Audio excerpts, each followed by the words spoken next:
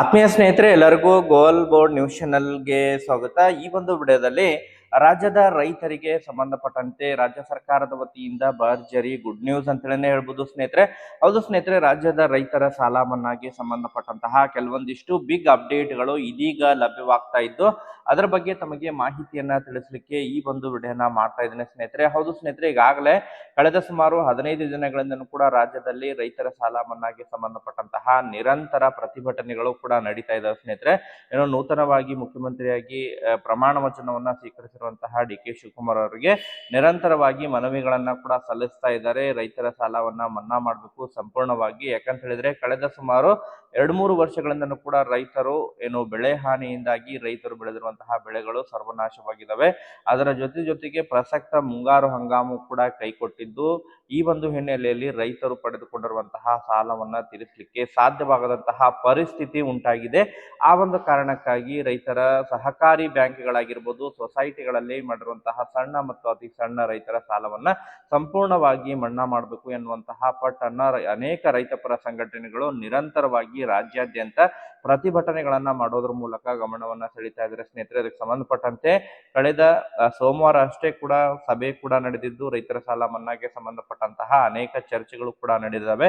ಇವನ್ ಬಿಡದಿ ಟೌನ್ಶಿಪ್ಗೆ ಸಂಬಂಧಪಟ್ಟಂತಹ ಕೂಡ ಚರ್ಚೆಗಳು ಏನು ನಡೆದಿದ್ದು, ಸೊ ಅದರಲ್ಲಿ ಕೆಲವೊಂದಿಷ್ಟು ಮಹತ್ವದ ನಿರ್ಧಾರವನ್ನ ತೆಗೆದುಕೊಂಡಿರುವ ಬಗ್ಗೆ ಮಾಹಿತಿಗಳು ಕೇಳಿಬರ್ತಾ ಇದ್ದು, ಒಟ್ಟಾರೆಯಾಗಿ ರಾಜ್ಯದ ರೈತರಿಗೆ ಭರ್ಜರಿ ಗುಡ್ ನ್ಯೂಸ್ ಅಂತೇಳಿ ಹೇಳ್ಬೋದು ಸ್ನೇಹಿತರೆ. ಈ ಒಂದು ವಿಡಿಯೋದಲ್ಲಿ ತಮಗೆ ಏನೆಲ್ಲ ಅಪ್ಡೇಟ್ಗಳು ಲಭ್ಯವಾಗಿದ್ದಾವೆ, ರೈತರ ಸಾಲ ಮನ್ನಾಗೆ ಸಂಬಂಧಪಟ್ಟಂತಹ ರಾಜ್ಯ ಸರ್ಕಾರದ ವತಿಯಿಂದ ಯಾವೆಲ್ಲ ನಿರ್ಧಾರಗಳು ತೆಗೆದುಕೊಂಡಿದ್ದಾರೆ, ಅದರ ಬಗ್ಗೆನೂ ಕೂಡ ತಮಗೆ ಕಂಪ್ಲೀಟ್ ಆದಂತಹ ಮಾಹಿತಿಯನ್ನ ಈ ಒಂದು ವಿಡಿಯೋದ ಮೂಲಕ ಇನ್ಫಾರ್ಮೇಶನ್ ಅನ್ನ ತಿಳಿಸ್ತಾ ಹೋಗ್ತೀನಿ.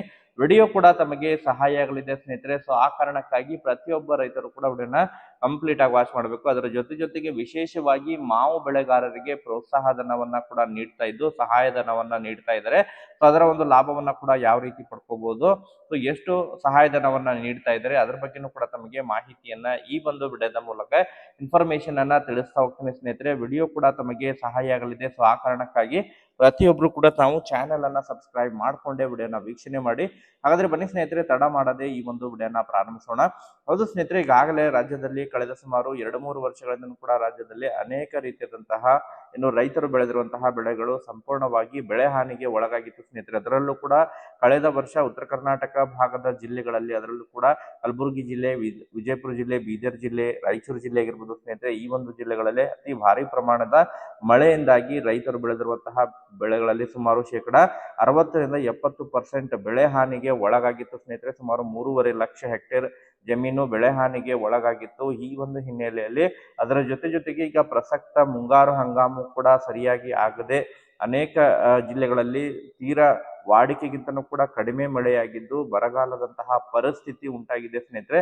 ಸೊ ಆ ಒಂದು ಹಿನ್ನೆಲೆಯಲ್ಲಿ ಈಗಾಗಲೇ ಅನೇಕ ರೈತಪರ ಸಂಘಟನೆಗಳ ವತಿಯಿಂದ ನಿರಂತರವಾಗಿ ರಾಜ್ಯ ಸರ್ಕಾರಕ್ಕೆ ಮನವಿಯನ್ನ ಸಲ್ಲಿಸ್ತಾ ಇದ್ದಾರೆ. ಸಹಕಾರಿ ಬ್ಯಾಂಕ್ಗಳಾಗಿರ್ಬೋದು, ಸೊಸೈಟಿಗಳಲ್ಲಿ ಪಡೆದುಕೊಂಡಿರುವಂತಹ ಕಳೆದ ಸುಮಾರು 2-3 ವರ್ಷಗಳಿಂದ ಕೂಡ ಪಡೆದುಕೊಂಡಿರುವಂತಹ ಹಣ ಕಟಬಾಕಿ ಏನಾಗಿದೆ, ಸೊ ಅಂತಹ ಒಂದು ರೈತರಿಗೆ ರೈತರ ಸಾಲವನ್ನ ಮನ್ನಾ ಮಾಡುವಂತಹ ನಿರ್ಧಾರವನ್ನ ತೆಗೆದುಕೊಳ್ಳಬೇಕು ಎನ್ನುವಂತಹ ಪಟ್ಟನ್ನ ಈಗಾಗಲೇ ಅನೇಕ ರೈತಪರ ಸಂಘಟನೆಗಳು ಕೂಡ ಮಾಡ್ತಾ ಇದ್ದಾರೆ ಸ್ನೇಹಿತರೆ. ಸೊ ಆ ಒಂದು ಹಿನ್ನೆಲೆಯಲ್ಲಿ ಕಳೆದ ಸೋಮವಾರನೂ ಕೂಡ ಅದರ ಬಗ್ಗೆ ಮಹತ್ವದ ಚರ್ಚೆ ಕೂಡ ನಡೆದಿದೆ ಸ್ನೇಹಿತರೆ. ಈಗಾಗಲೇ ರಾಜ್ಯ ಸರ್ಕಾರದ ವತಿಯಿಂದ ರೈತರ ಸಾಲ ಮನ್ನಾಗೆ ಸಂಬಂಧಪಟ್ಟಂತೆ ಚರ್ಚೆಗಳನ್ನ ಮಾಡೋದ್ರ ಮೂಲಕ ಈಗಾಗಲೇ ರಾಜ್ಯದ ಮುಖ್ಯಮಂತ್ರಿ ಆಗಿರುವಂತಹ ಡಿ.ಕೆ. ಶಿವಕುಮಾರ್ ಅವರು ಸಹಕಾರಿ ಬ್ಯಾಂಕ್ಗಳಲ್ಲಿ, ಸೊಸೈಟಿಗಳಲ್ಲಿ ರೈತರು ಎಷ್ಟು ಸಾಲವನ್ನ ಪಡೆದುಕೊಂಡಿದ್ದಾರೆ, ಎಷ್ಟು ಕಟಬಾಕಿ ಇದೆ, ಎಲ್ಲ ಅಂಕಿಅಂಶವನ್ನ ಕೂಡ ಪಡೆದುಕೊಳ್ಳಿಕ್ಕೆ ಸೂಚನೆಯನ್ನ ಕೂಡ ಕೊಟ್ಟಿದ್ದಾರೆ. ಅದರ ಜೊತೆಗೆ ಬಿಡದಿ ಟೌನ್ಶಿಪ್ ನಲ್ಲಿ ಇರುವಂತಹ ರೈತರ ಸಾಲ ಎಷ್ಟಿದೆ, ಅದರ ಒಂದು ಕಟಬಾಕಿ ಎಷ್ಟಿದೆ, ಅದರ ಬಗ್ಗೆನೂ ಕೂಡ ಅಂಕಿಅಂಶ ಸಮೇತ ಮಾಹಿತಿಯನ್ನ ಕೂಡ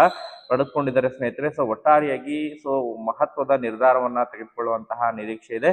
ಕನಿಷ್ಠ ಪಕ್ಷ ಸಾಲ ಇಲ್ಲ ಅಂತ ಹೇಳಿದ್ರು ಬಡ್ಡಿ ಅದಾದ್ರೂ ಕೂಡ ಮನ್ನಾ ಮಾಡುವಂತಹ ನಿರೀಕ್ಷೆ ಇದೆ ಎನ್ನುವಂತಹ ಮಾಹಿತಿಗಳು ಮೂಲಗಳಿಂದ ಲಭ್ಯವಾಗ್ತಾ ಇದಾವೆ ಎನ್ನುವಂತಹ ಮಾಹಿತಿಗಳು ಕೇಳಿಬರ್ತಾ ಇದಾವೆ ಸ್ನೇಹಿತರೆ. ಸೊ ಅದಕ್ಕೆ ಸಂಬಂಧಪಟ್ಟಂತೆ ಮತ್ತೊಂದು ಸಭೆ ಕೂಡ ನಡೆಯಲಿದೆ. ಇದೇ ಶುಕ್ರವಾರದಂದು ಮತ್ತೊಂದು ಕ್ಯಾಬಿನೆಟ್ ನಲ್ಲಿ ಈ ಬಿಡದಿ ಟೌನ್ಶಿಪ್ಗೆ ಸಂಬಂಧಪಟ್ಟಂತಹ ಸಭೆ ನಡೆಯಲಿದೆ. ಅದರಲ್ಲಿ ಕೂಡ ಈ ಒಂದು ರೈತರ ಸಾಲ ಮನ್ನಾಗೆ ಸಂಬಂಧಪಟ್ಟಂತಹ ಮಹತ್ವದ ಕೆಲವೊಂದಿಷ್ಟು ಚರ್ಚೆಗಳನ್ನ ನಡೆಸೋದ್ರ ಮೂಲಕ ಯಾವ ರೀತಿ ರೈತರಿಗೆ ನೆರವಾಗಬೇಕು ಎನ್ನುವಂತಹ ಚರ್ಚೆಗಳು ಕೂಡ ನಡೆಯಲಿದ್ದಾವೆ ಎನ್ನುವಂತಹ ಮಾಹಿತಿಗಳು ಈಗಾಗಲೇ ಮೂಲಗಳಿಂದ ಕೇಳಿಬರ್ತಾ ಇದಾವೆ ಸ್ನೇಹಿತರೆ. ಒಟ್ಟಾರೆಯಾಗಿ ರೈತರಿಗೆ ಭರ್ಜರಿ ಗುಡ್ ನ್ಯೂಸ್ ದೊರಕುವಂತಹ ಸಾಧ್ಯತೆ ಇದ್ದು, ಸೊ ನಿರಂತರವಾಗಿ ಕನೆಕ್ಟ್ ಇರಿ ಸ್ನೇಹಿತರೆ. ಅದ್ರ ಬಗ್ಗೆ ಏನೆಲ್ಲ ಅಪ್ಡೇಟ್ಗಳು ಲಭ್ಯವಾಗ್ತಾ ಇರ್ತವೆ ಅದ್ರ ಬಗ್ಗೆ ತಮಗೆ ಇನ್ಫಾರ್ಮೇಶನ್ ಕೂಡ ತಿಳಿಸ್ತಾ ಹೋಗ್ತೇನೆ. ಅದರ ಜೊತೆಗೆ ಈಗಾಗಲೇ ಏನೋ ಈ ಒಂದು ಇರಾನ್ ಯುದ್ಧದಿಂದಾಗಿ ಈ ಒಂದು ಮಾವು ಬೆಳೆಗಾರರು ಕೂಡ ಸಂಕಷ್ಟದಲ್ಲಿ ಸಿಲುಕಿಕೊಂಡಿದ್ರು ಸ್ನೇಹಿತರೆ. ಮಾವು ಏನೋ ಎಕ್ಸ್ಪೋರ್ಟ್ ಆಗದೇ ಇರುವಂತ ಕಾರಣಕ್ಕಾಗಿ ಅತಿ ಕಡಿಮೆ ಬೆಲೆಗೆ ಏನು ಮಾವನ್ನ ಮಾರುವಂತಹ ಪರಿಸ್ಥಿತಿ ಉಂಟಾಗಿತ್ತು. ಅವರಿಗೆ ನೆರವಾಗುವಂತಹ ನಿಟ್ಟಿನಲ್ಲಿ ಈಗಾಗಲೇ ರಾಜ್ಯ ಸರ್ಕಾರ ತಮ್ಮ ಒಂದು ಕೇಂದ್ರ ಸರ್ಕಾರದ ಪಾಲನ್ನ ಕೂಡ ರಾಜ್ಯ ಸರ್ಕಾರವೇ ಭರಿಸ್ತಾ ಇದೆ ಸ್ನೇಹಿತರೆ. ಸೊ ಪ್ರತಿ ಸುಮಾರು 29 ಕೋಟಿ ಪರಿಹಾರವನ್ನ ಮತ್ತು ರಾಜ್ಯ ಸರ್ಕಾರದ 29 ಕೋಟಿ ಪರಿಹಾರ, ಕೇಂದ್ರ ಸರ್ಕಾರದ 29 ಕೋಟಿ ಪರಿಹಾರವನ್ನ ಈಗಾಗಲೇ ಬಿಡುಗಡೆ ಮಾಡಿದ್ದು, ರೈತರಿಗೆ ಪ್ರತಿ ಕ್ವಿಂಟಾಲಿಗೆ 375 ಏನು ಸಹಾಯಧನವನ್ನ ನೀಡ್ತಾ ಇದೆ ಸ್ನೇಹಿತರೆ. ಗರಿಷ್ಠ ಒಬ್ಬ ಮಾವು ಬೆಳೆಗಾರರಿಗೆ ಸುಮಾರು 200 ಕ್ವಿಂಟಾಲ್ ವರೆಗೆ ಸಹಾಯಧನವನ್ನ ನೀಡ್ತಾ ಇದ್ದಾರೆ. ಸೊ ಇದಕ್ಕೆ ಸಂಬಂಧಪಟ್ಟಂತೆ ತಾವು ಅರ್ಜಿಗಳನ್ನ ಸಲ್ಲಿಸುವುದರ ಮೂಲಕ ತಮ್ಮ ಒಂದು ತೋಟಗಾರಿಕೆ ಇಲಾಖೆಗೆ ಭೇಟಿ ಕೊಟ್ಟು ಹೆಚ್ಚಿನ ಮಾಹಿತಿಯನ್ನ ಪಡ್ಕೊಂಡು ಒಂದು ಲಾಭವನ್ನ ಪಡ್ಕೋಬಹುದಾಗಿದೆ ಸ್ನೇಹಿತರೆ. ಸೊ ಒಟ್ಟಾರೆಯಾಗಿ ರಾಜ್ಯದ ರೈತರಿಗೆ ಸಂಬಂಧಪಟ್ಟಂತೆ ನಿರಂತರ ಏನೆಲ್ಲ ಅಪ್ಡೇಟ್ಗಳು ಲಭ್ಯವಾಗ್ತಾ ಇರ್ತವೆ ಅದ್ರ ಬಗ್ಗೆ ತಮಗೆ ಮಾಹಿತಿಯನ್ನ ಕೂಡ ತಿಳಿಸ್ತಾ ಇರ್ತೀನಿ. ಈ ಒಂದು ವಿಡಿಯೋದಲ್ಲಿ ಇಷ್ಟು ಇನ್ಫಾರ್ಮೇಶನ್ ಇರೋದಕ್ಕೆ thank you for watching this video.